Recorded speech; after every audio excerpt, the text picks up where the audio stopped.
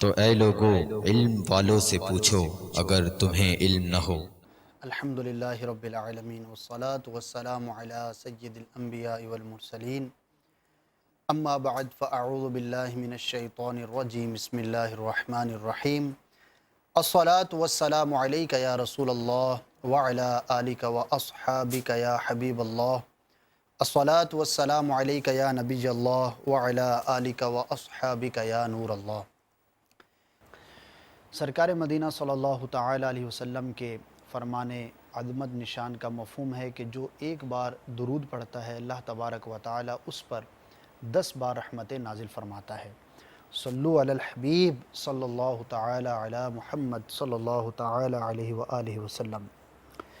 سلسلہ دارالفتاح اہل سنت ہے، انشاءاللہ عزوجل آج بھی آپ کی کالز کو ہم شامل سلسلہ کریں گے۔ الحمدللہ مفتی صاحب کرم فرمائے ہیں، ان سے ہم آپ کے سوالات کے جوابات ضرور حاصل کریں گے۔ اچھی نیتیں بھی کرتے چلے جائیے کہ نیک عمل کے اندر جتنی زیادہ اچھی نیتیں ہوں گی انشاءاللہ اتنا ہی زیادہ ثواب ملے گا۔ علم دین حاصل کرنے کی نیت رکھیے، اول تا آخر شرکت کروں گا یہ نیت کر لیجئے، درود پاک پڑھوں گا آقا صلی اللہ تعالی علیہ وسلم کے تذکرے پر، اللہ تبارک و تعالیٰ کا نام ذکر کیا تو ساتھ تعالی عز و جل جل جلالہ وغیرہ کے الفاظ ادا کروں گا۔ اسی طرح جو کچھ میں سنوں گا انشاءاللہ اس پر عمل بھی کروں گا، اچھی طرح سے سمجھنے کے بعد یاد رکھنے کے بعد دوسروں تک پہنچاؤں گا، نیکی کی دعوت کو عام کروں گا، کوئی نیکی کی دعوت پیش کی گئی تو اسے قبول کرتے ہوئے اس کے مطابق عمل کرنے کی بھی کوشش کروں گا۔ اللہ تعالیٰ آپ کو ہم سب کو ان نیتوں پر عمل کرنے کی بھی توفیق عطا فرمائے۔ بڑھتے ہیں آج کے موضوع سے متعلق، بہت ہی اہم موضوع ہے اور اسلام کے اندر اس کا بہت بڑا حصہ ہے، اور تقریباً لوگ آج کے موضوع کے نام سے تو واقف ہی ہیں، لیکن ہر شخص اس کی حقیقت اور اس سے متعلق جو بنیادی معلومات ہیں اس سے درست طور پر آگاہ ہو یہ ضروری نہیں۔ آج کا ہمارا موضوع ہے تصوف۔ لفظ تصوف تقریباً ہر ایک نے سنا ہے، جو بھی ہمارے معاشرے کا حصہ ہے وہ جانتا ہے کہ تصوف ایک راہ ہے، ایک فیلڈ ہے، ایک بہت بڑا اس کا علم ہے، لیکن یہ کیا ہے، اسلام کے اندر اس کی کیا اہمیت ہے، شرعی قوانین کے مطابق اس پر کیا کیا ہمیں احتیاطیں برتنی چاہیے، صوفی کسے کہتے ہیں، صوفیاء کرام کا ہم تذکرہ سنتے ہیں، وہ کون لوگ ہوتے ہیں، ان کی کیا کچھ خصوصیات بھی ہوتی ہیں وغیرہ وغیرہ۔ تو اس موضوع سے متعلق بھی آپ اپنے کالز شامل کر سکتے ہیں۔ مفتی صاحب سب سے پہلے تو لفظ تصوف کا کیا مطلب ہے اور اسلام کے اندر تصوف کسے کہتے ہیں، بنیادی طور پر کیا کانسیپٹ ہمارا تصوف کے بارے میں ہونا چاہیے، اس کی وضاحت فرما دیجیے۔ الحمدللہ رب العالمین والصلاة والسلام علی سید المرسلین اما بعد فاعوذ باللہ من الشیطان الرجیم بسم اللہ الرحمن الرحیم۔ تصوف اسلامی شریعت کی ایک کامل ترین صورت کا نام ہے۔ شریعت اسلامیہ پر عمل کرنا جو ہے یہ جتنا زیادہ عمدہ اور جتنے اچھے انداز میں ہوتا جائے گا تو اس کے لیے تصوف کا لفظ استعمال ہوتا جائے گا۔ بیسیکلی تصوف جو ہے یہ شریعت سے کوئی جداگانہ چیز نہیں ہے۔ اصل میں دین اسلام کے اندر، قرآن میں، احادیث کے اندر جو ظاہر و باطن کی ایک اعلیٰ سے اعلیٰ کیفیت بیان کی گئی ہے، صحیح، اس پر عمل درآمد کرنے کا نام اور اس کیفیت کے حصول کا نام تصوف ہے۔ صحیح، جس کو جتنی وہ کیفیت حاصل ہے وہ اتنا بڑا صوفی ہے۔ صحیح، تو اب پہلا کانسیپٹ تو اس میں یہ ذہن میں رکھنے کا ہے کہ تصوف جو ہے یہ شریعت سے کوئی جدا چیز نہیں، صحیح، بلکہ شریعت کی باتوں پر زیادہ سے زیادہ عمل کرنے کا نام ہے۔ صحیح، اور خود جو لفظ تصوف ہے تو شریعت کا جو مدار ہوتا ہے وہ بیسیکلی الفاظ کے اوپر نہیں ہوتا، اس طرح کی چیزوں کے اندر الفاظ پر نہیں ہوتا۔ جیسے مثال کے طور پہ اب ہم علم التفسیر ہمارے جو ہے وہ پڑھا جاتا ہے، پڑھایا جاتا ہے، ہم پڑھتے ہیں۔ صحیح، علم الحدیث، علم اسماء الرجال۔ ٹھیک ہے، اب علم اسماء الرجال کیا ہے کہ حدیثوں کو جو روایت کرنے والے اصحاب ہیں، افراد ہیں، ان کے حالات زندگی، اس نام کا نام رکھ دیا علم اسماء الرجال۔ تو اب اس پر یہ کلام نہیں ہم کریں گے کہ بھئی یہ علم اسماء الرجال کا لفظ جو ہے یہ تو نہ قرآن میں آیا نہ حدیث کے اندر آیا، اس لیے کہ اس نام پر مدار نہیں ہے، سہولت کے لیے ایک نام رکھ لیا گیا، آئیڈینٹیفیکیشن ہے صرف۔ ہاں، ایک بس اس کو کسی چیز کا یعنی کوئی انٹروڈکشن کرانے کے لیے ایک ایسا لفظ بنا دیا کہ جس سے آدمی کو آسانی سے سمجھ آ جائے۔ اب اسی کے اوپر جو ہے تصوف کو جو ہے ایک دوسری اصطلاح اس کے لیے مرتبہ احسان کا لفظ بھی استعمال ہوتا ہے. یہ حدیث مبارک سے ماخوذ لفظ ہے. مشکوٰۃ شریف کی پہلی حدیث ہے اور بخاری شریف کے اندر یہ حدیث ہے کہ اس میں جبرائیل امین علیہ الصلوۃ والسلام حاضر ہوئے, پوچھا مل ایمان مل اسلام مل احسان, ایمان کیا ہے, اسلام کیا ہے, احسان کیا ہے. تو سرکار صلی اللہ علیہ وسلم نے سب کے جواب دیے, ایمان یہ ہے, اسلام یہ ہے, اور احسان کے بارے میں فرمایا کہ ان تعبد اللہ کأنک تراہ فإن لم تکن تراہ فإنہ یراک. کہ مرتبہ احسان یہ ہے کہ تو اللہ تعالیٰ کی عبادت اس طرح کر کے گویا تو خدا کو دیکھ رہا ہے. صحیح. اور اگر تم سے یہ نہ ہو سکے تو پھر یہ یقین کر کے خدا تجھے دیکھ رہا ہے. تو اب یہ عبادت کی بڑی اعلیٰ صورت ہوگی نا. صحیح. کہ آدمی عبادت کرے اور اس میں اس کا یہ تصور ہو کہ وہ خدا کو دیکھ رہا ہے. یہ بہت اعلیٰ مرتبہ ہو گیا. صحیح. اور اگر یہ مرتبہ حاصل نہ ہو تو اس سے نیچے پھر یہ تصور اور یہ مراقبہ کہ اللہ تعالیٰ مجھے دیکھ رہا ہے. اب جب اس تصور سے کوئی آدمی عمل کرتا ہے, نماز پڑھتا ہے کہ اللہ تعالیٰ مجھے دیکھ رہا ہے, تو اس کی نماز کے اندر خشوع پیدا ہو جائے گا, توجہ بڑھ جائے گی, اور مزید اس کے اندر اخلاص پیدا ہو جائے گا. تو اب اس کو حدیث کے اندر کیا فرمایا گیا کہ احسان. تو اب اس کو احسان کہہ لیں یا اس کو تصوف کہہ لیں, دونوں نام جو ہے یہ بالکل برابر ہیں, دونوں میں کوئی فرق نہیں ہے. لفظی اعتبار سے, لغوی معنی کے اعتبار سے فرق ہے, اور وہ فرق یوں ہے کہ تصوف کا لفظ جو ہے یہ بنا ہے لفظ صوف سے. صوف کا مطلب ہوتا ہے اون.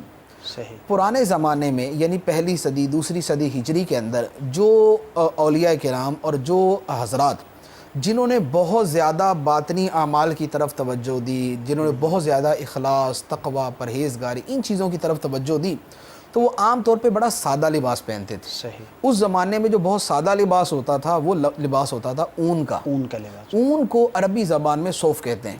صحیح. تو اب چونکہ یہ اون کا لباس پہنتے تھے, لہذا اسی سے یہ لفظ صوفی بن گیا اور اس علم کا نام تصوف ہو گیا. ٹھیک ہے نا. یہ ایک ڈیفینیشن اس کی بیان کی گئی, اور بھی اس کے علاوہ بیان کی گئی. تو چونکہ وہ اولیاء کرام اس طرز عمل پر چلتے تھے, لہذا اس علم کا نام تصوف رکھ دیا گیا. تو اصل کیا ہے؟ اصل وہ ہے کہ قرآن پاک کے اندر جن اوصاف کا بیان کیا گیا اور جو اعلیٰ کیفیات بیان کی گئی, جیسے قرآن پاک کے اندر بیان فرمایا گیا وَإِذَا تُلِيَتْ عَلَيْهِمْ آيَاتُهُ زَادَتْهُمْ ایمانا. جب ان کے سامنے اللہ کی آیتیں تلاوت کی جاتی ہیں تو ان کا ایمان بڑھ جاتا ہے. ایمان کی قوت کے اندر اضافہ ہو جانا تلاوت قرآن کی وجہ سے, تلاوت قرآن سننے کے ذریعے. یا فرمایا گیا کہ کچھ لوگ وہ ہیں کہ جو قرآن پاک کی آیتوں کی جب تلاوت کرتے ہیں یا ان کے سامنے تلاوت کی جاتی ہے تو ان کے دل نرم پڑ جاتے ہیں, ان کی کھالیں نرم پڑ جاتی ہیں, ان کے دل کے اندر رقت طاری ہو جاتی ہے. یا قرآن پاک کے اندر فرمایا گیا وَإِذَا سَمِعُوا مَا أُنزِلَ إِلَى الرَّسُولِ تَرَىٰ أَعْيُنَهُمْ تَفِيضُ مِنَ الدَّمْعِ, کہ جب وہ سنتے ہیں اللہ کے نازل کردہ کلام کو تو تم دیکھو گے کہ ان کی آنکھوں سے آنسو ابل رہے ہیں, یعنی آنسوؤں کے دھارے بہنا شروع ہو جاتے ہیں ان کی آنکھوں سے. یا قرآن پاک کے اندر فرمایا گیا قد افلح المؤمنون الذین هم فی صلاتهم خاشعون, فلاح پا گئے وہ ایمان والے جو اپنی نمازوں میں خشوع و خضوع اختیار کرتے ہیں. یا فرمایا گیا وبالاسحار هم یستغفرون, وہ صبح کے وقت اٹھ کے اللہ سے مغفرت کا سوال کرتے ہیں. ٹھیک ہے. یا فرمایا گیا کہ وعباد الرحمن الذین یمشون علی الارض ہونا واذا خاطبهم الجاہلون قالوا سلاما, وہ زمین کے اوپر بڑی نرمی کے ساتھ چلتے ہیں, یعنی عاجزی کے ساتھ چلتے ہیں. ٹھیک. تو یہ جو عاجزی ہے, اخلاص ہے, تقوی ہے, توکل ہے, صبر ہے, شکر ہے, اللہ کی رضا پہ راضی رہنا ہے, اللہ تعالیٰ کا ڈر دل میں رکھنا ہے, دنیا سے بے رغبتی اختیار کرنی ہے, مال کی محبت دل سے نکالنی ہے, حب جاہ کو دل سے نکالنا ہے, دل کے اندر اللہ کی محبت, اللہ کے رسول کی محبت, نمازوں کی, عبادت کی, ذکر کی, شکر کی. تو یہ ان ساری کیفیات کا جو مجموعہ ہے اس کا نام تصوف ہے. اب یہ جتنی چیزیں ہیں اس میں غور کر لیں, یہ ساری چیزیں قرآن میں ہیں. صحیح. یہ ساری چیزیں قرآن میں ہیں اور یہ ساری چیزیں احادیث کے اندر ہیں. اب ان پر جتنا زیادہ اچھے طریقے سے عمل کرنے والا ہے وہ اتنا بڑا صوفی ہے. مفتی صاحب, کیا صوفی عام انسانوں کے اندر بھی پایا جا سکتا ہے؟ کیونکہ لفظ تصوف جیسے ذہن میں آتا ہے نا تو عمومی طور پر ایک کانسیپٹ کہہ لیں, ایک کیٹیگری بن جاتی ہے ذہن کے اندر کہ صوفی یا تو غار میں ہوگا, ایک بکری ہوگی, چشمے کے کنارے ہوگا. کیا عام زندگی کے اندر بھی صوفیہ اور عام انسانوں کے اندر اس طرح سے ممکن ہے ان کا پایا جانا؟ دیکھیں, عام انسان کہنا تو ایک اور بات ہے, لیکن عمومی زندگی گزارتے ہوئے کسی کا صوفی معاشرے ہونا، کے اندر ٹھیک رہتے ہے، ہوئے۔ معاشرے میں رہتے ہوئے۔ امام اعظم رضی اللہ تعالیٰ عنہ صوفیوں کے سردار ہیں، امام الصوفیہ۔ داتا صاحب رحمۃ اللہ علیہ نے اپنی کتاب کشف المحجوب میں امام اعظم رضی اللہ تعالیٰ عنہ کو اعلیٰ ترین درجے کے صوفیہ کرام میں شمار کیا ہے، ٹھیک ہے، اور بلا شک و شبہ امام اعظم رضی اللہ تعالیٰ عنہ اللہ تعالیٰ کے بہت بڑے ولی تھے اور بہت بڑے صوفی تھے، لیکن آپ جتنے بڑے صوفی تھے اتنے بڑے تاجر بھی تھے، آپ تجارت بھی کیا کرتے تھے۔ غوث پاک رضی اللہ تعالیٰ عنہ سے بڑا صوفی کون ہوگا؟ آپ تو صوفیوں کے سردار ہیں نا، غوث پاک ہیں، امام الاولیاء ہیں۔ تو اب آپ کا اتنا بڑا مرتبہ ہے، آپ بھی تجارت کرتے تھے، آپ کا بھی تجارت کا کام تھا۔ اسی طرح صحابہ کرام سے بڑا صوفی کون ہوگا؟ سیدنا صدیق اکبر رضی اللہ تعالیٰ عنہ کپڑا بیچتے تھے، عمر فاروق رضی اللہ عنہ کا کاروبار تھا، عثمان غنی رضی اللہ تعالیٰ عنہ بہت بڑے تاجر تھے، عبد الرحمن بن عوف رضی اللہ تعالیٰ عنہ عشرہ مبشرہ میں سے ہیں، بہت بڑے تاجر تھے۔ دیگر عشرہ مبشرہ کے جو اصحاب ہیں ان کے اندر بھی بہت بڑے مالدار موجود ہیں۔ تو دنیاوی زندگی گزارنا، یعنی دنیاوی زندگی سے مراد ہے بیوی بچوں کے ساتھ زندگی گزارنا، عام لوگوں سے میل جول رکھنا، عام لوگوں سے آنا میل جول جانا، رکھنا، یہ کسی بھی طرح تصوف سے مانے نہیں ہے۔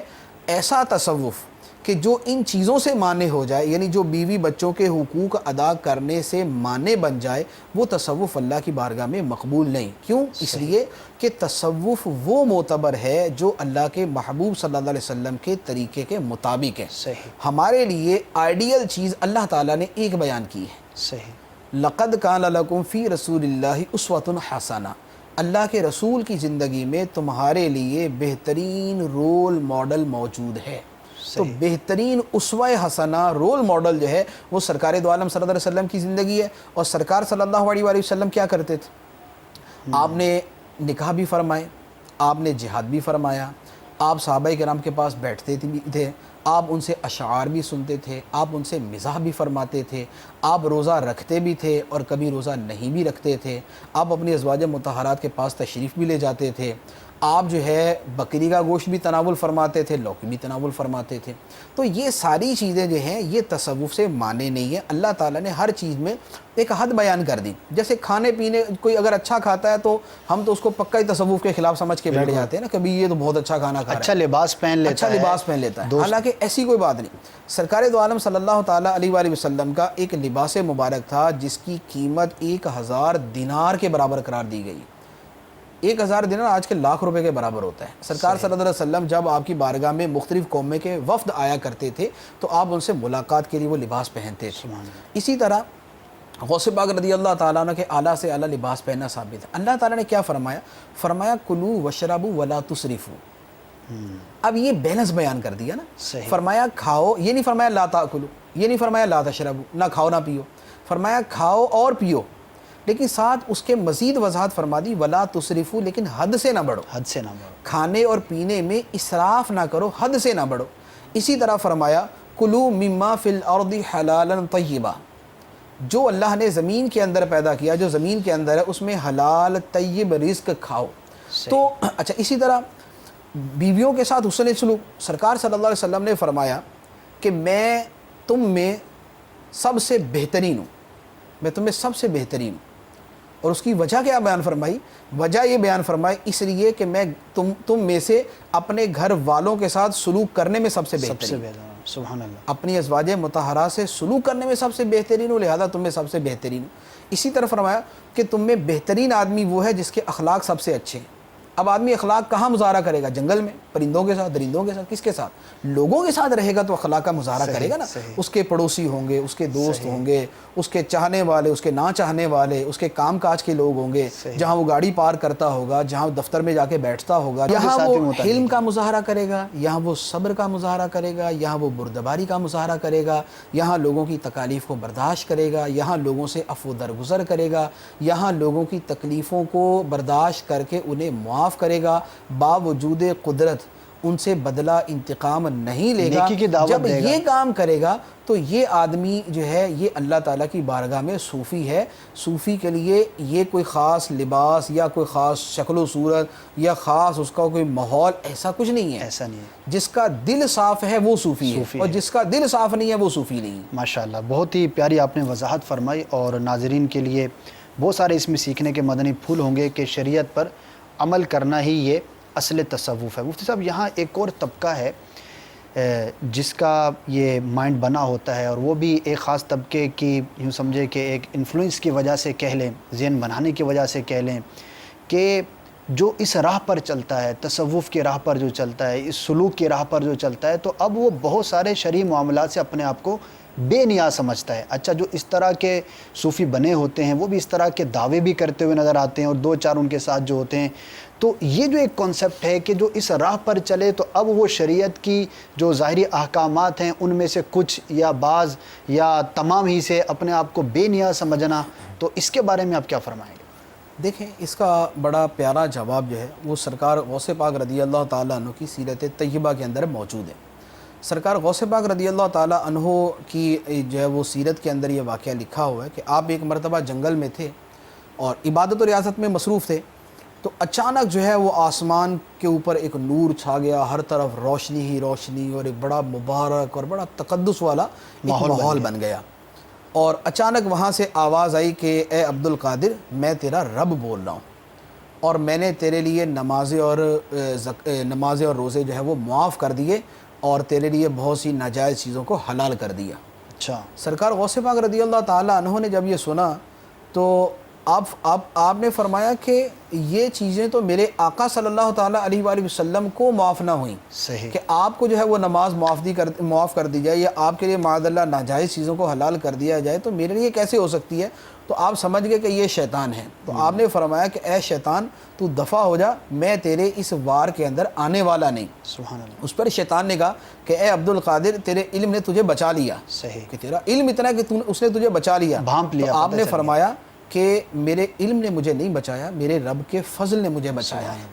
تو سرکار غوث پاک رضی اللہ تعالیٰ عنہ کے اس واقعہ کے اندر یہ بات واضح طور پہ سامنے آ گئی کہ کسی کے لیے شریعت کی پابندیاں ختم ہو جائیں، کسی کے لیے نماز کا حکم ختم ہو جائے، روزے کا، زکوٰۃ کا حکم ختم ہو جائے، یا حرام چیزیں اس کے لیے حلال ہو جائیں، ایسا کبھی نہیں ہو سکتا، کیونکہ میں نے عرض کیا کہ اللہ تعالیٰ نے ایک بات ارشاد فرما دیا کہ سرکار دو عالم صلی اللہ علیہ وسلم کی حیات مبارکہ میں تمہارے لیے بہترین نمونہ ہے، اور اللہ تعالیٰ نے ہی دوسرے مقام پہ ارشاد فرمایا، اے محبوب تم فرماؤ کہ اے لوگو، اگر تم اللہ سے محبت کرتے ہو تو میری اتباع کرو۔ صوفی کا مطلب یہ ہے کہ وہ اللہ تعالیٰ سے محبت کرتا ہے اور پریکٹیکلی محبت کرتا ہے، صحیح، صرف دعوے نہیں کرتا، باقاعدہ عمل کرتا ہے۔ صحیح، اب جو اللہ سے محبت کے دعوے دار ہیں، اللہ تعالیٰ نے ان کو فرما دیا کہ جب تک نبی پاک صلی اللہ علیہ وسلم کی اتباع نہیں ہوگی تب تک وہ اللہ کی بارگاہ میں محبوب نہیں ہو سکتے، وہ اللہ تعالیٰ کے سچے محب نہیں ہو سکتے، ایک بات۔ دوسرا، قرآن پاک کے اندر اللہ تعالیٰ نے ارشاد فرمایا وَأَنَّ هَذَا صِرَاطِي مُسْتَقِيمًا فَاتَّبِعُوهُ وَلَا تَتَّبِعُوا السُّبُلَ فَتَفَرَّقَ بِكُمْ عَنْ سَبِيلِهِ، فرمایا کہ یہ میرا ایک سیدھا راستہ ہے، صراطی صراط ایک راستے کو بولتے ہیں نا، فرمایا یہ میرا ایک سیدھا راستہ ہے، کون سا؟ جو سرکار صلی اللہ علیہ وسلم لے کر ہے، شریعت کا راستہ۔ فرمایا کہ وَأَنَّ هَذَا صِرَاطِي مُسْتَقِيمًا فَاتَّبِعُوهُ، اس ایک راستے کی پیروی کرو، وَلَا تَتَّبِعُوا السُّبُلَ، اس کے علاوہ جتنے راستے ہیں، سبل یہ اس کی جمع آ گئی، صحیح، کہ ایک راستہ میرا ہے، ایک راستہ میرا ہے، اور اس ایک راستے کے علاوہ جتنے راستے ہیں یہ سارے راستے شیطان کے ہیں، اور فرمایا کہ وَلَا تَتَّبِعُوا السُّبُلَ، اور راستوں کی پیروی نہ کرو، فَتَفَرَّقَ بِكُمْ عَنْ سَبِيلِهِ، کہ وہ راستے تمہیں اللہ کے راستے سے دور لے جائیں گے۔ صحیح، اب وہ ایک راستہ کون سا ہو سکتا ہے؟ وہ ایک راستہ وہی ہے نا جو سرکار دو عالم صلی اللہ علیہ وسلم کا راستہ ہے۔ آپ کا راستہ جو ہے وہ شریعت کا راستہ ہے، جو آپ نے ہمیں قرآن کی شکل میں عطا فرمائی، جو آپ نے احادیث مبارکہ کی شکل میں عطا فرمائی۔ صحیح، اب یہ بات کہ کوئی شخص شریعت کی پابندیوں سے آزاد ہو جائے، یہاں پر دو طرح کے لوگ ہوتے ہیں۔ کچھ لوگ وہ ہیں جو یہ کہتے ہیں کہ ہم شریعت کی پابندیوں سے آزاد ہو گئے، جو یہ کہے اپنے آپ کو کسی فرض قطعی سے بے نیاز سمجھے، اور اپنے فرض قطعی کو یہ سمجھے کہ میرے اوپر فرض نہیں، تو یہ کہے کہ میرے اوپر نماز فرض نہیں، اور ہے اس کا وہ پاگل نہیں ہے کہ جس کے اوپر نماز معاف ہو جائے، وہ بچہ نہیں ہے جس کے اوپر نماز معاف ہو جائے، پاگل اور بچہ دو ہیں جن کے اوپر نماز نہیں، تیسرا وہ عورت کے جس کے مخصوص ایام چل رہے ہیں اس کے اوپر نماز نہیں ہوتی، ٹھیک ہے۔ اب جو تین حالتوں کے اندر نہیں ہے، اور وہ بولتا ہے کہ میرے اوپر نماز فرض نہیں ہے، وہ کافر ہے، کیونکہ وہ نماز کا منکر ہے، وہ کافر ہے، تو وہ آدمی وہ اللہ کی بارگاہ تک پہنچنے والا نہیں ہے بلکہ وہ جہنم تک پہنچنے والا ہے۔ سیدنا جنید بغدادی رضی اللہ تعالیٰ عنہ کا ایک فرمان ہے، ان کی بارگاہ میں کسی نے کہا کہ حضرت ہم نے کچھ صوفیوں سے، اس زمانے میں بھی ایسے صوفی ہوتے تھے، پوچھا کہ ہم نے کچھ صوفیوں سے یہ سنا ہے، وہ یہ کہتے ہیں کہ یہ جو نماز اور یہ اس طرح کی چیزیں ہیں یہ تو ان لوگوں کے لیے ہیں جو پہنچے نہیں، جو پہنچے نہیں، ہم تو پہنچ گئے، جو راستے میں ہے وہ یہ کریں، ہم تو پہنچ گئے، تو ہمارے لیے تو یہ چیزیں نہیں ہیں۔ صحیح۔ تو جنید بغدادی رحمۃ اللہ علیہ نے جواب ارشاد فرمایا کہ ہاں وہ پہنچ گئے، لیکن کہاں پہنچے؟ اللہ تک نہیں، جہنم تک پہنچے۔ اللہ اکبر۔ اب جنید بغدادی رحمۃ اللہ علیہ یہ بھی ولیوں کے سرداروں میں سے ہیں، ان کا اپنا بہت بڑا سلسلہ ہے، بہت بڑے اکابرین اولیاء کرام میں سے ہیں، تو انہوں نے فرما دیا کہ جو شریعت کی پابندیوں سے آزاد اپنے آپ کو سمجھ کر یہ کہتا ہے کہ میں پہنچ گیا، وہ اللہ تک نہیں پہنچا، وہ شیطان تک اور جہنم تک پہنچا ہے۔ مفتی صاحب یہ تو ٹھیک ہے، وضاحت آپ نے فرمائی ماشاءاللہ، لیکن بعض اوقات عوام جو ہے وہ کنفیوز ہو جاتی ہے۔ اب جو دعویٰ کرنے والا ہے میں پہنچا ہوا ہوں یا اس طرح کا کسی بھی درجے کا دعویٰ کرتا ہے تو اس سے بڑی کرامات کا ظہور ہوتا ہے، بڑی عجیب و غریب جو ہے نا اس سے باتیں ظاہر ہوتی ہیں۔ بیمار کو لے کر گئے، ڈاکٹر نے لاجواب کر دیا، ان صاحب نے جو پھونک ماری کھڑا کر دیا، ایسے یعنی عجیب و غریب قسم کے جو واقعات ہیں وہ رونما ہوتے ہیں، تو اس وجہ سے بھی لوگ کنفیوز ہو جاتے ہیں۔ تو اب اگر اس طرح کا عمل اس سے ظاہر ہوتا ہے اور وہ یہ دعویٰ بھی کر رہا ہے تو عوام اس کے بارے میں کیا کانسیپٹ بنائے کہ یہ کرامت ہے نہیں ہے، کیا کہیں گے؟ دیکھیے یہ جو بات ہے نا کہ اس طرح کی چیزیں ظاہر ہوتی ہیں جن کو کرامت کہا جاتا ہے، کرامت کی ایک خاص تعریف ہے۔ یہ جو ہے کہ کسی کو دم کیا وہ صحیح ہو گیا، ٹھیک ہے، کسی کا بہت بڑا مرض دور ہو گیا، بہت بڑا مسئلہ حل ہو گیا، اب اس کی بنا پہ کسی کو ولی کہنا یہ درست نہیں ہے۔ اچھا، وجہ یہ ہے کہ اس طرح کی چیزیں کافروں سے بھی ظاہر ہو سکتی ہیں، یہ کافر بھی کر سکتے ہیں۔ اچھا، میں نے خود اشتہار پڑھے، باقاعدہ اشتہار پڑھے فیصل آباد کے اندر، اور یہی چیزیں اس نے پوسٹر کے اوپر لکھی ہوئی تھی، اشتہار کے اوپر یہ چیزیں چھپی ہوئی تھی کہ جناب وہ یوں یہ کر دے گا، یوں بیماروں کو صحیح کر دے گا، یہ مرض دور کر دے گا، یوں کر دے گا۔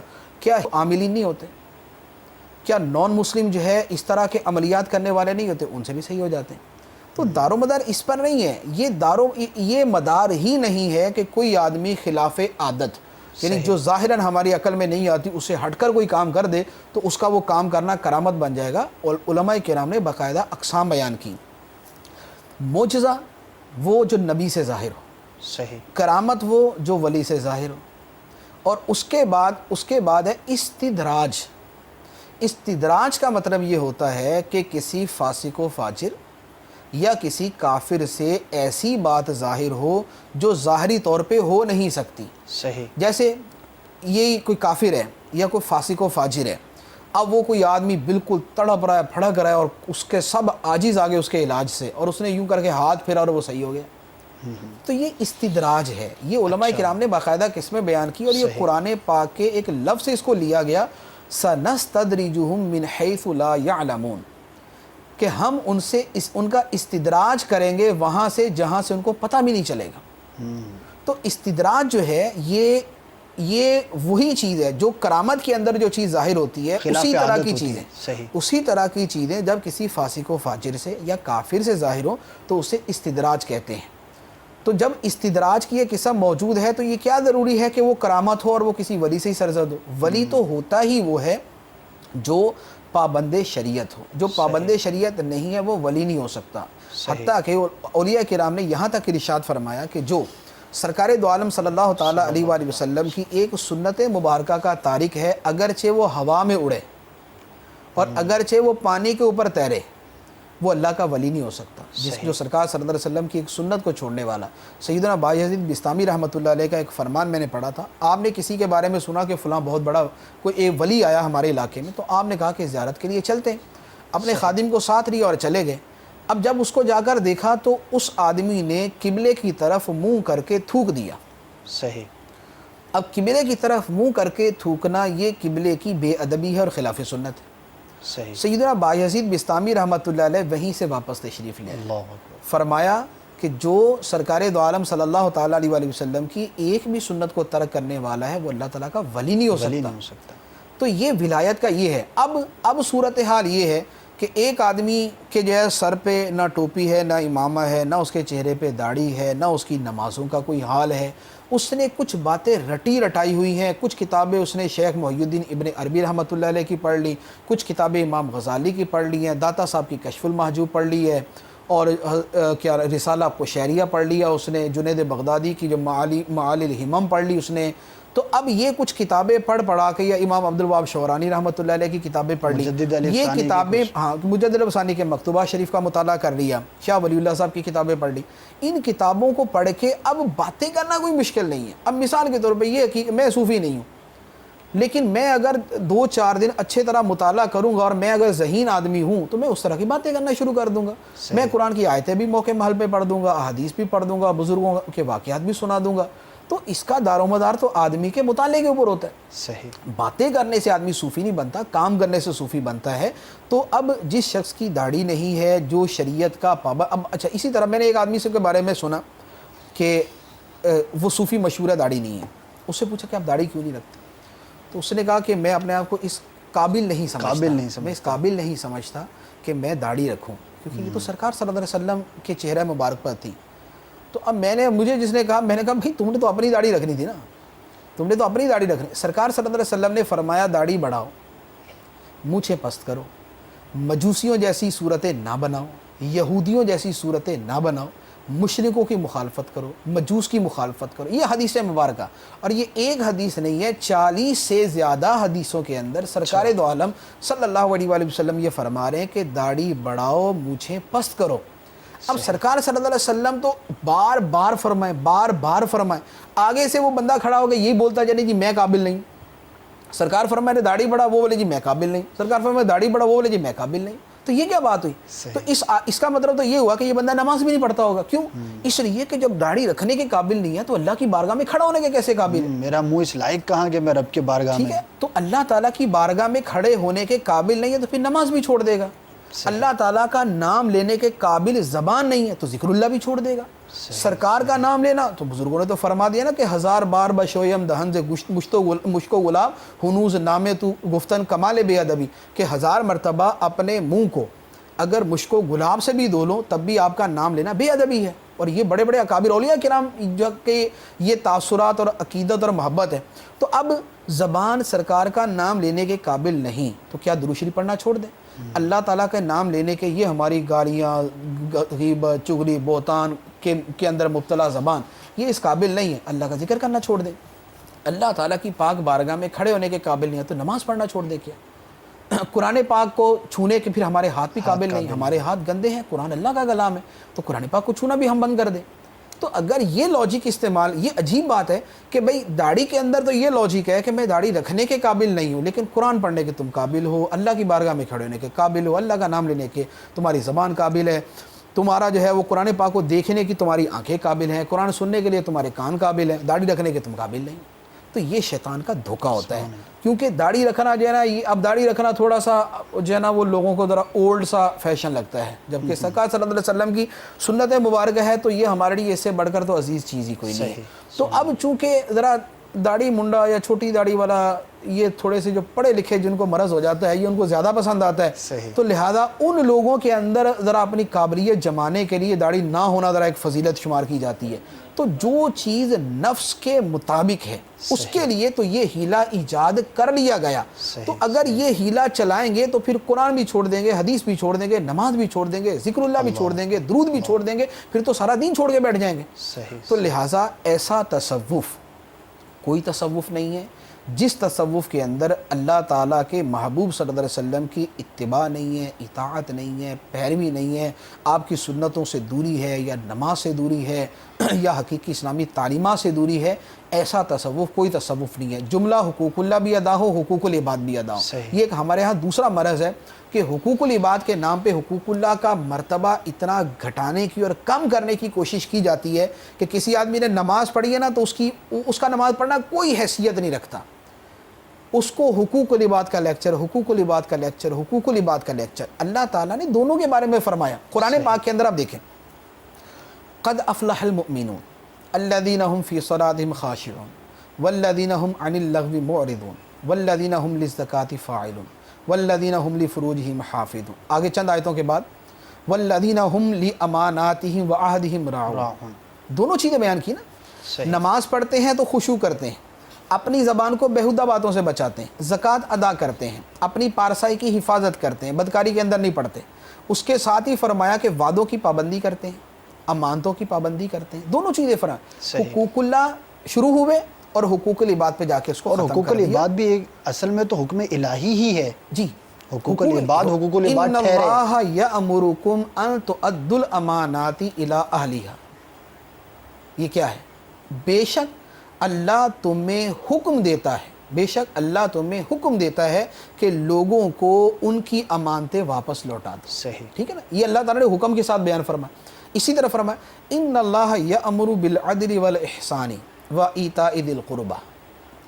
اللہ تعالیٰ عدل کا، احسان کا اور رشتہ داروں کو دینے کا حکم دیتا ہے، لیکن ساتھ ہی فرمایا وینہی عن الفحشاء والمنکر والبغی.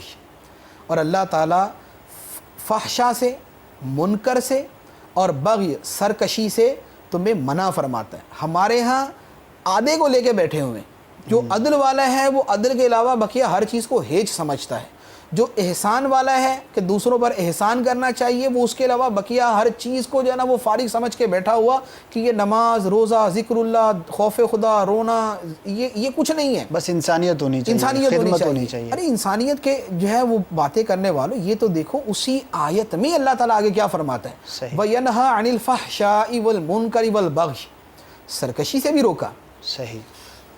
منکر ہر ناپسندیدہ بات سے بھی روکا، لیکن فحشا سے بھی روکا. صحیح. فحشا یا کبیرہ گناہ یا فحش باتیں. تو اب اپنی طرف سے دین کو لمیٹڈ کیوں کرتے ہو؟ دین محدود نہیں ہے. ہوتا یہ ہے کہ کوئی حقوق اللہ پہ اتنا زور دیتا ہے، وہ حقوق العباد کی پرواہ نہیں کرتا. کوئی حقوق العباد کی طرف اتنی توجہ دیتا ہے کہ وہ حقوق اللہ کو پسے پش ڈال دیتا ہے. یہ وہ ہے جس کو اللہ تعالیٰ نے فرمایا افتؤمنون ببعض الکتاب وتکفرون ببعض، کہ کیا تم اللہ کی کتاب کے کچھ حصے پر ایمان رکھتے ہو، کچھ پر نہیں رکھتے. تو ہم تو بیٹھے ہوئے بیان کر رہے ہیں نا. صحیح. آپ دعوت اسلامی کے ماحول میں دیکھتے ہیں یا مدنی مذاکروں میں کیا ہوتا ہے؟ مدنی مذاکروں کے اندر پڑوسیوں کے حقوق بیان کیے جا رہے ہیں، ماں باپ کے حقوق بیان کیے جا رہے ہیں، صلہ رحمی تو اولاد کی تقریباً تربیت روزانہ کا بیان بیان کیا جا رہا ہے، صلہ رحمی کا بیان کیا جا رہا ہے، نماز کا بھی بیان کیا جاتا ہے، روزے کا بھی بیان کیا جاتا ہے، فیضان رمضان بھی ہے، رفیق الحرمین بھی ہے، رفیق المعتمرین بھی ہے، نماز کے احکام بھی ہیں، کفریہ کلمات کے بارے میں بھی ہے، بیان کے اندر جو ہے حقوق العباد کا بیان بھی ہے، جنت کی تیاری بھی ہے. نیکی کی تو دعوت کی. یہ ہے بیلنس، یہ ہے بیلنس کہ حقوق اللہ، حقوق العباد دونوں کو بیان کیا جائے. صحیح. اور یہ ہے ڈس بیلنس کہ صرف حقوق اللہ کو بیان کیا جائے، حقوق العباد کو بالکل پسے پش ڈال دیا جائے. اور یہ دوسرا ڈس بیلنس ہے کہ حقوق العباد کا نام لے کے آپ لکھا بھی جائے، صفحے بھی سیاہ کر دیں، جو ہے وہ پیجز جو ہے وہ کالے کے کالے کر دیں آپ، اور حقوق اللہ ادا کرنے پر آپ تمسخر اڑائیں، آپ مذاق اڑائیں، مسجد سے نکلنے والے کے ساتھ آپ کا رویہ جو ہے وہ مستہزیانہ ہو، استہزاء والا ہو. آپ صرف حقوق العباد کی بات لے کے بیٹھے ہوئے. اگر کوئی بے حیائی اور فحاشی کے اوپر بات کرتا ہے تو یہ جو ہے وہ لبرلزم کے جو ہے مریض ہیں، یہ اسی وقت شروع کر دیتے ہیں کہ ان کو جو ہے نا فحاشی کی پڑی ہے، لوگ بھوکے مر رہے ہیں، ان کو وہ نظر نہیں آتے. اللہ کے بندے، تو کس دنیا کے اندر رہتا ہے؟ مسلمان ہو یا نہیں؟ تم قرآن پڑھتے ہو یا نہیں پڑھتے؟ قرآن میں دونوں چیزیں نظر آتی ہیں یا نہیں آتی؟ تو قرآن پاک میں یہ سارا کچھ بیان کیا گیا ہے. سورہ بقرہ شروع کرتے ہیں، وہاں پر شروع کیا ہوتا ہے؟ شروع کے اندر ہدی للمتقین الذین یؤمنون بالغیب ویقیمون الصلاۃ. ویقیمون الصلاۃ کیا ہے؟ حقوق اللہ ہے. ومما رزقناہم ینفقون، یہ کیا ہے؟ یہ اللہ کی راہ میں خرچ کرنا ہے. دو چیزیں اکٹھی بیان کر دی. اللہ کی راہ میں دینا ہے، یہ حقوق العباد ہے، اور اللہ تعالیٰ کی عبادت کرنا ہے، یہ حقوق اللہ ہے. اللہ تعالیٰ نے دونوں کو بیان فرمایا. والعصر ان الانسان لفی خسر الا الذین آمنوا وعملوا الصالحات وتواصوا بالحق وتواصوا بالصبر. آمنوا وعملوا الصالحات، ایمان ہے اور اعمال صالحہ. اعمال صالحہ میں بیسیکلی تو دونوں چیزیں شامل ہیں، حقوق اللہ، حقوق العباد دونوں شامل ہیں. اس کے بعد کیا ہے؟ وتواصوا بالحق وتواصوا بالصبر، ایک دوسرے کو حق بات کہنا، ایک دوسرے کو صبر کی وصیت کرنا. یہ کیا ہے؟ یہ حقوق العباد کی ادائیگی. تو ہمارا دین جو ہے ان چیزوں سے بھرا ہوا ہے. ہمارے دین میں عقائد بھی ہیں، ہمارے دین میں عبادات بھی ہیں، ہمارے دین میں معاملات بھی ہیں، ہمارے دین میں اخلاقیات بھی ہیں، ہمارے دین کے اندر معاشرے میں کیسی زندگی گزارنی ہے یہ بھی ہے، پڑوسیوں کے ساتھ کیسا سلوک کرنا ہے یہ بھی ہے، ماں باپ کے ساتھ کیسا رہنا یہ بھی ہے، رشتہ داروں سے کیسا سلوک کرنا یہ بھی ہے، بیوی بچوں کے حقوق کیا ہیں یہ بھی ہیں، جانوروں کے حقوق کیا ہیں یہ بھی ہیں، ماشاءاللہ، پودوں کے حقوق کیا ہیں یہ بھی ہیں، گھروں میں پنجروں کے اندر پرندے رکھنے ہیں ان کے حقوق کیا ہیں یہ بھی ہیں، راستے کے حقوق کیا ہیں یہ بھی ہماری شریعت کے اندر بیان کیا گیا۔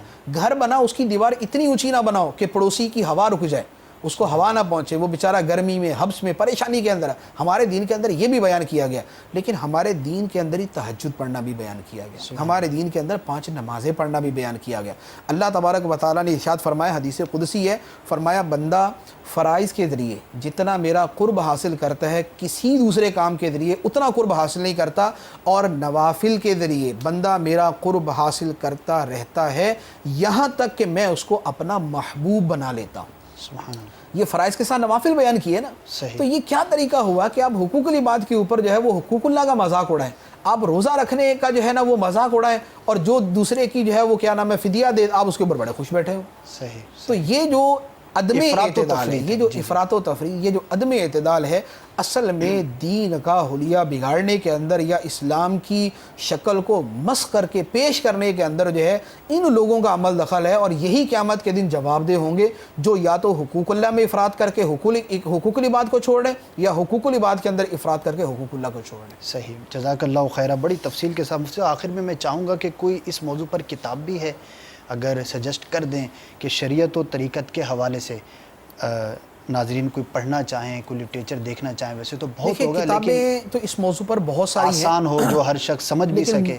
مجموعی طور پہ یہ ہے کہ عام طور پر کتابوں کا انداز کافی علمی ہوتا ہے، صحیح، کافی علمی انداز ہوتا ہے، جس کی وجہ سے جو بالکل عام پڑھا لکھا آدمی ہے اس کے لیے سمجھنا مشکل ہوتا ہے۔ تو اب اس کے لیے جو کتابیں الحمدللہ دعوت اسلامی کے مکتبۃ المدینہ کی طرف سے چھپی ہوئی کتابیں بلکہ ہیں، شریعت جس و میں طریقت کے امیر نام اہل سے ہے، شریعت و طریقت ایک خاص موضوع کے اوپر ہے، وہ ایک خاص موضوع کے اوپر ہے۔ اب جیسے شریعت و طریقت کو سمجھنا ہی ہے نا، حقوق اللہ حقوق العباد دونوں کو پڑھنا ہے، جنت میں لے جانے والے اعمال، صحیح، وہ یہ سمجھنے کہ اس کا آدھا حصہ حقوق اللہ پر ہے، آدھا حصہ حقوق العباد پر ہے، جنت میں لے جانے والے اعمال، اور ساری روایتیں، اور اسی طرح دوسری کتاب جہنم میں لے جانے والے اعمال، 2 جلدوں میں کتاب ہے، بے شک، اس میں وہ گناہ بھی ہیں جن کا تعلق حقوق اللہ کے ساتھ ہے، حقوق اللہ کو ترک کرنے پر جو وعیدیں وہ بھی ہیں، اور دوسری طرف حقوق العباد کو ترک کرنے پر جو وعیدیں ہیں وہ بھی اس کے اندر بیان ہیں۔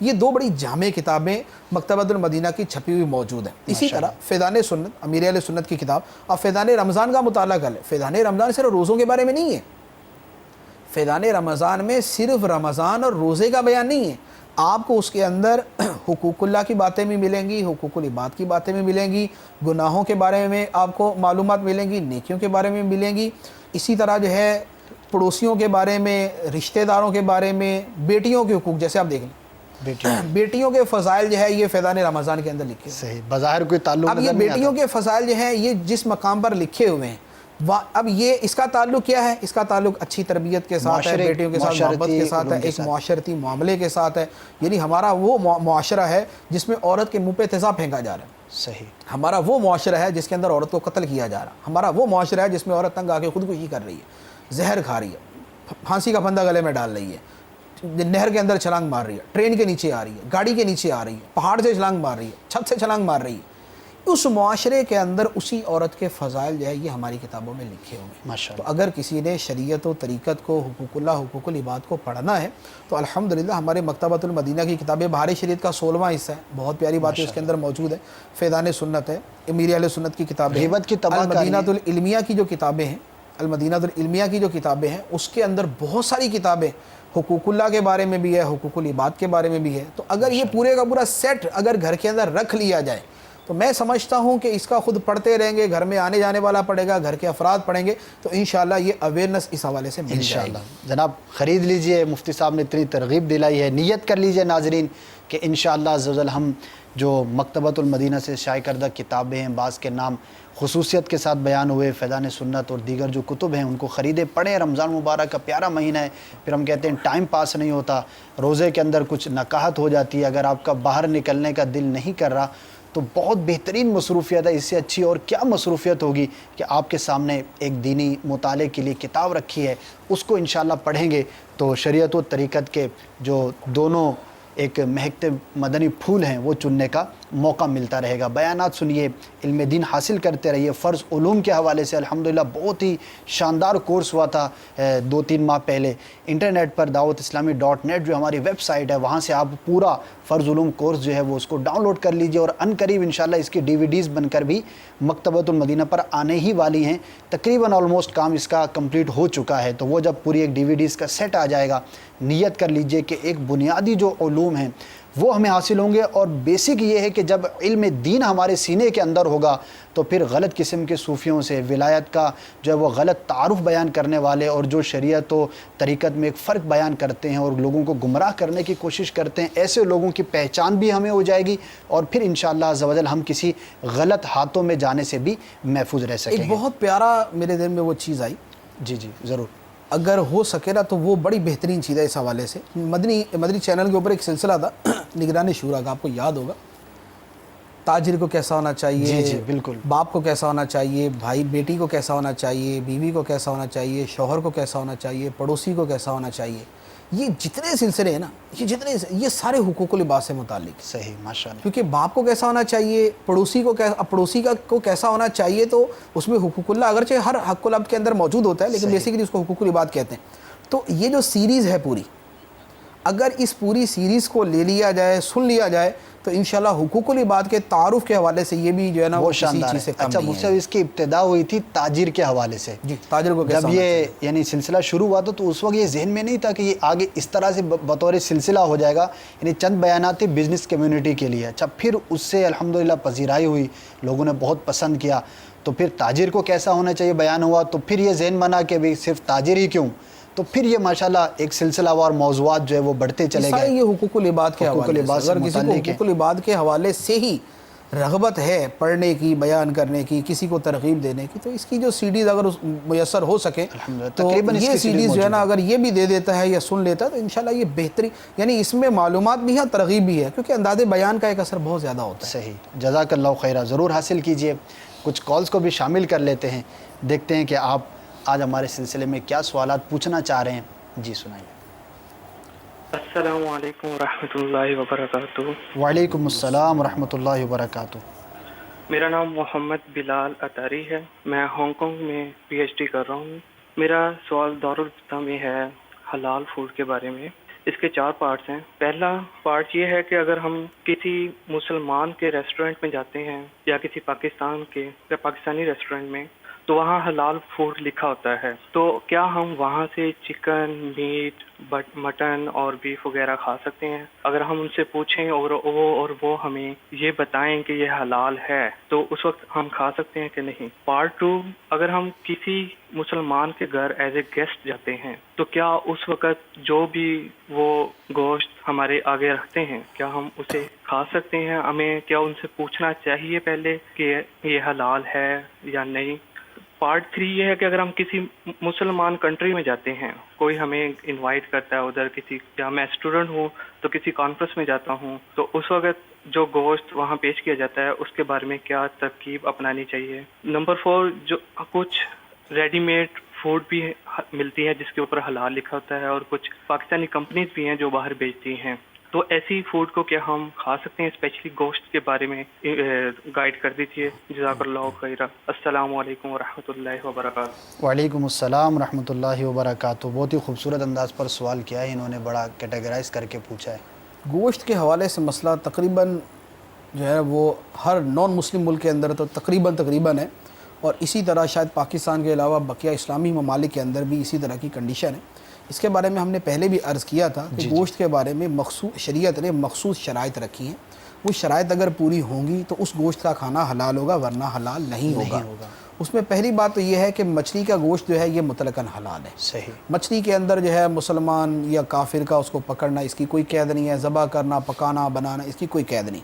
لہذا فش فوڈ جو ہے یہ ایک بالکل محفوظ صورت ہے کہ جس کو بلا دغدغہ, بلا جھجک کے جو ہے کھایا جا سکتا ہے. صحیح. باقی جو مٹن ہے, چکن ہے, بیف ہے, جو حلال جانور ہیں, ان کے بارے میں حکم شرعی وہی ہے کہ ذبح کرنے والا مسلمان ہو یا واقعی جو عیسائی یا یہودی ہے, دہریہ نہ ہو, واقعی عیسائی یا یہودی جو اہل کتاب جن کو کہا جاتا ہے یہ ہو. تو ذبح کرنے والے جو ہے وہ مسلمان ہو یا اہل کتاب ہو، نمبر 1۔ نمبر 2، انہوں نے اللہ کے نام پر ذبح کیا ہو، جان بوجھ کے اللہ تعالیٰ کا نام لینا ترک نہ کیا ہو، صحیح۔ ٹھیک؟ اور انہوں نے ذبح کیا ہو، انہوں نے مشین سے ذبح نہ کیا ہو، ہاتھ سے ذبح کیا ہو، 2۔ صحیح۔ نمبر 3، ذبح ہونے سے لے کر مسلمان کے سامنے آنے تک درمیان میں مسلمان کے قبضے سے، مسلمان کی نگاہ سے اوجھل ہو کر کسی جو ہے وہ کسی مشرک وغیرہ کے قبضے کے اندر یہ نہ چلا گیا ہو۔ اگر یہ درمیان میں صورت پائے گی کہ مسلمان نہیں دیکھ رہا اور وہ گوشت جو ہے وہ نہ کسی مسلمان کی نگاہ میں ہے، نہ کسی کتابی کی نگاہ میں ہے، اس کے علاوہ کسی نان مسلم کی نگاہ میں ہے، تو اس صورت کے اندر بھی اس گوشت کا کھانا حلال نہیں ہوگا۔ صحیح۔ یہ ساری شرائط ہیں۔ اب انہوں نے جتنی صورتیں بیان کی ہیں وہ سب اسی کے اندر آ جاتی ہیں۔ اس میں مین چیز ہے کہ بہت سے مسلم ریسٹورنٹس ہیں، ایک۔ دوسرے نمبر پہ کچھ پیکنگ کے اندر گوشت ملتے ہیں جن کے اوپر حلال فوڈ لکھا ہوتا ہے۔ ان دونوں صورتوں کے اندر جواب یہ ہے کہ دونوں صورتوں میں یہ جو صرف سٹیمپ لگا دینا یا مسلم ریسٹورنٹ ہونا یہ کافی نہیں، صحیح۔ کیونکہ اکثر و بیشتر ان ملکوں کے اندر جو گوشت ملتا ہے وہ زیادہ تر جو ہے نا وہ ناجائز والی صورت کا ملتا ہے۔ صحیح۔ لہذا جب ناجائز والی صورت کا ہے تو ہر جگہ تحقیق کرنا ضروری ہے۔ اب کسی کے ہاں مہمان کے طور پہ جائیں یا کسی ریسٹورنٹ کے اوپر جائیں یا کسی کانفرنس کے اندر شرکت کریں، بہر صورت اس کی تحقیق کرنا ضروری ہے، بغیر تحقیق کے وہ گوشت نہیں کھا سکتے۔ جزاک اللہ خیرہ۔ اور ہمارے سلسلے کا وقت جو ہے وہ اختتام کو پہنچا۔ دوبارہ انشاءاللہ آپ کی بارگاہ میں حاضر ہوں گے۔ صلو علی الحبیب صلی اللہ تعالی علی محمد صلی اللہ تعالی علیہ وسلم۔